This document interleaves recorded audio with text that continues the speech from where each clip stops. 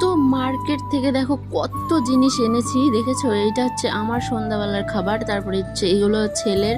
তারপরে এটা ছেলে বিকালবেলা একটুখানি ম্যাগি খায়, সেই ম্যাগি প্যাকেট এনেছি। তারপরে ব্রেড, এটা সকালে ছেলে দুধ দিয়ে খায়। তারপরে মসুর ডাল ওর খিচুড়ির জন্য, মানে বাবুর খিচুড়ির জন্য।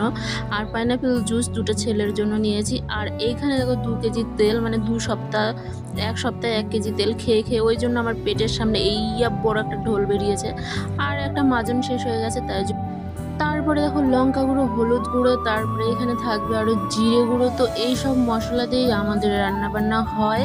এই দেখো জিরে গুঁড়ো, এগুলো হচ্ছে 1 মাসের আমরা নিয়ে এসেছি জিনিসপত্র। তারপরে এখানে আগরবাতি, আর এখানে 1 মাসের পুরো সাবান, তারপরে একটা ছোট্ট পঞ্চ পাউডার নিয়েছি। আর বাসন মাজার সাবান, এখানে মানে 1 মাসের পুরো যাবতীয় যে জিনিসগুলো লাগে সব নিয়েছি। সাথে আমার বরের নেশাটাও নিয়েছি। সেটা কি আর ভোলা যায়? সব কিছু ভুলে গেলেও তার জিনিসটা ভুলে যাওয়া যাবে না কিছুতেই। যতই রাত্রি হোক সে গিয়ে আবার আনবেই। তো বন্ধুরা, আজকের মতো এখানেই শেষ। দেখা হবে